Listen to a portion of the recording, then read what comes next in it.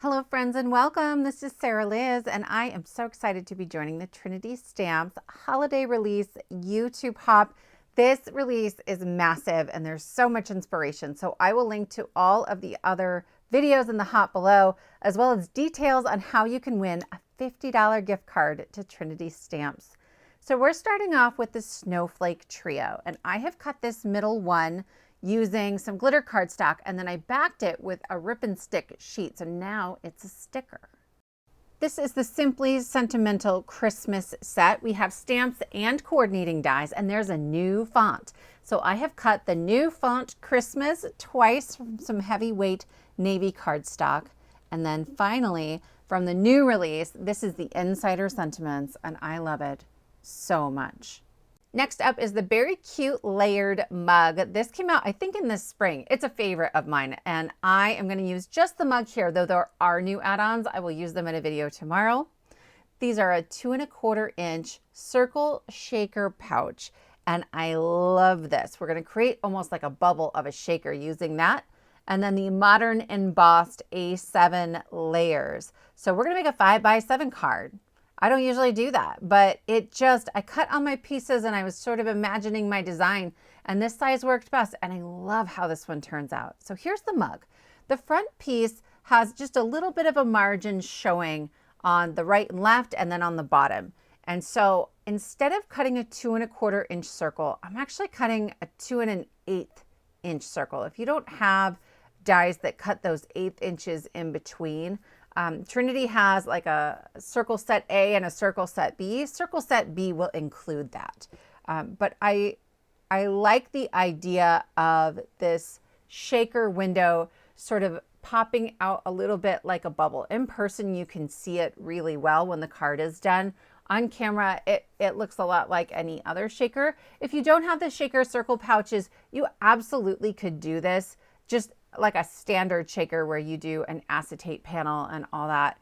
But there's something magic about the shaker bubble. So I am coming in with some dark blue ink, and I'm just going to blend along the edges of both pieces of the mug. And I've used some mint tape, like Post-it tape, over the handle because I wanted to emphasize just the mug piece of this. And then it doesn't take long, but I think it really adds another layer of dimension and steps up what is otherwise a pretty simple card. So I'm going to add glue to the front piece, and I'm going to glue it onto the base of the mug. For the base of the mug, I used the 2¼ inch circles, a larger circle, just so it was easier to line up. But if you've got magic lining up skills, you could cut them both with the same size circle. Then there's this little tiny piece that is for your hot chocolate or your coffee or whatever you're putting in there. I'm going to call it hot chocolate. And I want just a little bit of that peeking out when I add my whipped cream later. And I cut that whipped cream from some white glitter cardstock. I'm adding some ripstick tape all around the edges of my 2¼ inch circle. Okay, and then here there's like a little piece of plastic that covers this shaker pouch. So I'll use my pokey tool just on one of those prongs to release that. And I'm going to visually line up the cardstock in the middle of the shaker pouch. There will be just the tiniest sliver of plastic showing all around. And then I like to work like a compass. Okay, so I'm going to fold over the north and the south, and then one tab from the east and one from the west, just to make sure everything is centered, and that when I put the rest of those little prongs down, that my circle is going to be right in the middle of my shaker pouch. Now I'm not sticking them all down yet because I have to add my shaker bits. I'm going to make a little custom mix, and I'm starting with Wintery Sky. They are little blue pieces with white snowflakes on them, and then the shimmery snowflakes that are super shiny, super flat snowflakes. And then Fairy Aura is a very pale pink circle confetti.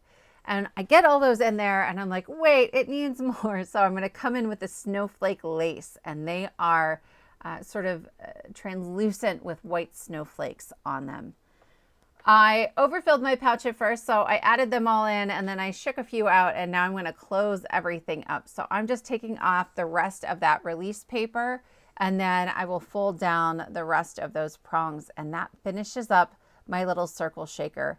I'm fairly new to circle shaker pouches, but I will say my bits shake better in the pouches. Like there's just more room, or they're not sticking to the foam tape on the side. It seems like no matter how much anti-static powder I sort of run along the edges, I still end up with bits stuck to the edges. And so I'm very excited about this one.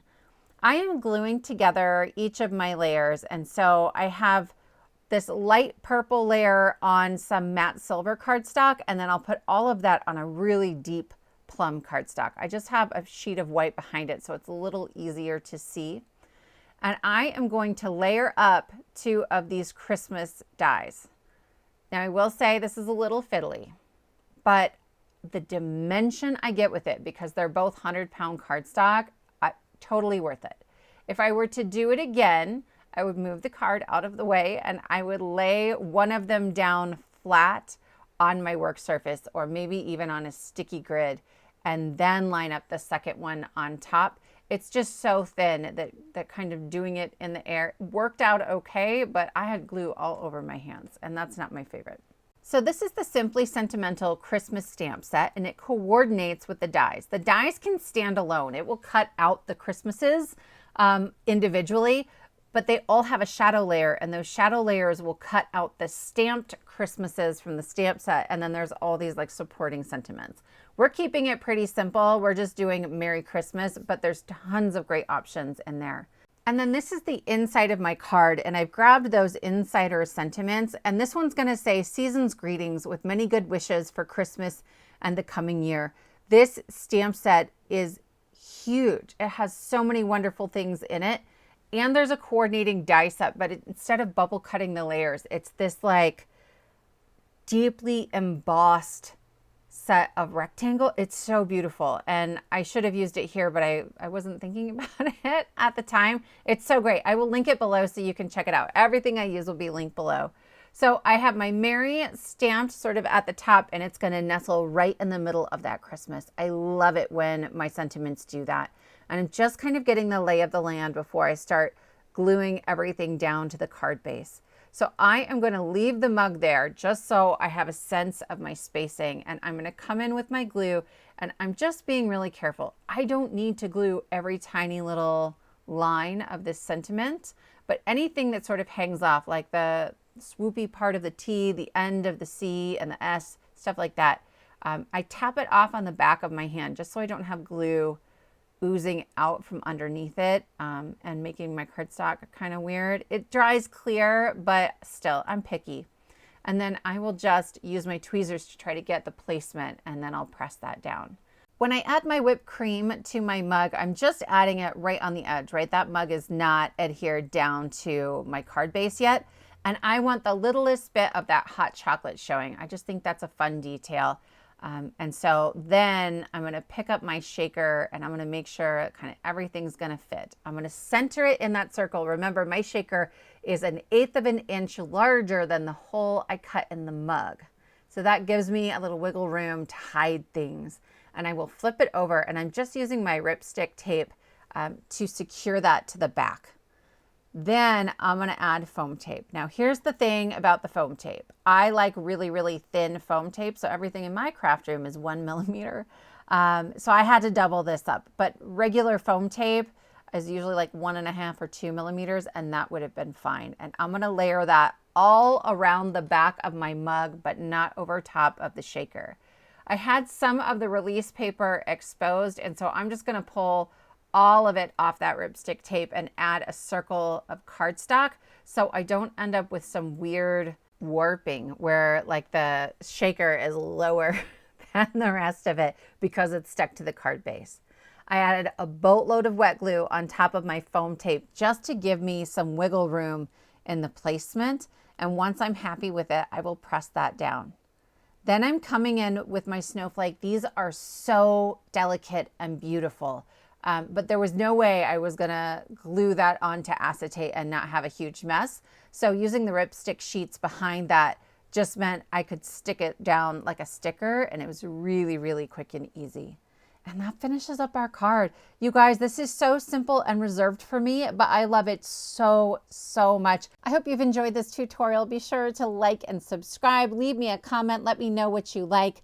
And then be sure to hop along and register to win for that $50 gift card. Thank you so much for joining me, and I will see you next time.